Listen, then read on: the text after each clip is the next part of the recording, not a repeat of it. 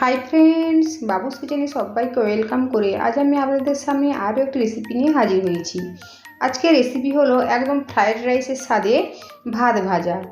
আগের দিনের বেঁচে যাওয়া ভাত বা সকালের বেঁচে যাওয়া ভাত আমরা ফেলে না দিয়ে বা নষ্ট না করে খুব সহজেই বানিয়ে ফেলতে পারি এই রেসিপিটি। তা চলুন যা রেসিপির দিকে আমি কীভাবে বানিয়েছি ভাত ভাজা। আর ভিডিওটি স্কিপ না করে লাস্ট পর্যন্ত দেখার জন্য অনুরোধ রইল। একটা ননস্টিকের কড়াই বসিয়ে দিয়েছি। কড়াইয়ের মধ্যে দেবো 2 টেবিল চামচ মতো ভেজিটেবিল অয়েল। তেল গরম হয়ে গিয়েছে, এখন তেলের মধ্যে দেবো একটা মিডিয়াম সাইজের কোচানো পেঁয়াজ আর 3টে চেরা কাঁচা লঙ্কা। গ্যাসের ফ্লেম লো টু মিডিয়ামে রেখে পেঁয়াজ হালকা করে ভেজে নেব। পেঁয়াজটা হালকা করে ভেজে নিয়েছি। এখন দেবো একদম ছোট করে কেটে নিয়ে গাজর আর দেবো বিনস, দেবো লবণ। এর ফলে সবজিগুলো খুব তাড়াতাড়ি নরম হয়ে যাবে। আর গ্যাসের ফ্লেম একদম কমিয়ে রেখে 3-4 মিনিটের জন্য ঢাকা চাপা দেবো। ঢাকাটা সরিয়ে নিয়েছি।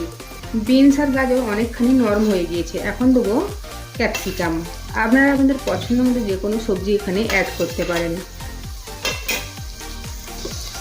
এখন আর ঢাকা চাপা দেবো না, এই ঢাকা খোলা অবস্থাতেই আরও কিছুক্ষণ সবজিগুলো ভাজা ভাজা করে নেব। দেখুন সবজিগুলো ভাজা ভাজা হয়ে গিয়েছে।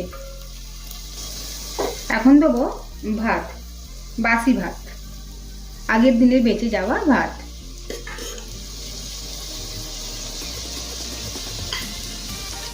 ওপর থেকে দেবো স্বাদ মতো লবণ। সবজি ভাজার সময় অল্প পরিমাণে লবণ দেওয়া ছিল, সেটা খেয়াল রেখে দিতে হবে। দেবো 1/2 চামচ মতো চিনি। চিনি যদি পছন্দ না করেন তবে অবশ্যই স্কিপ করতে পারেন। তবে ফ্রায়েড রাইসে যেমন আমরা হালকা চিনি দিয়ে থাকি, ঠিক সেই হিসাবেই আমি এখানে দিয়েছি। চাইলে এর মধ্যে আপনারা ডিম ভেজে কুচো কুচো করেও দিতে পারেন।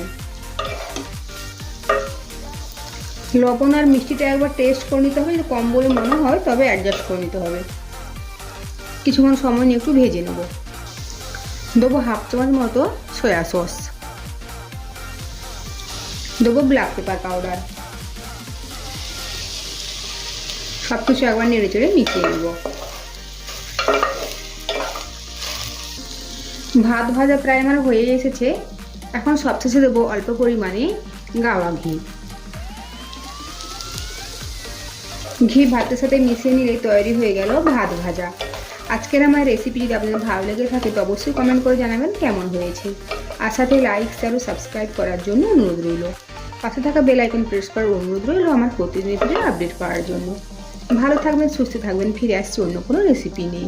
আর ভিডিওটি লাস্ট পর্যন্ত দেখার জন্য ধন্যবাদ।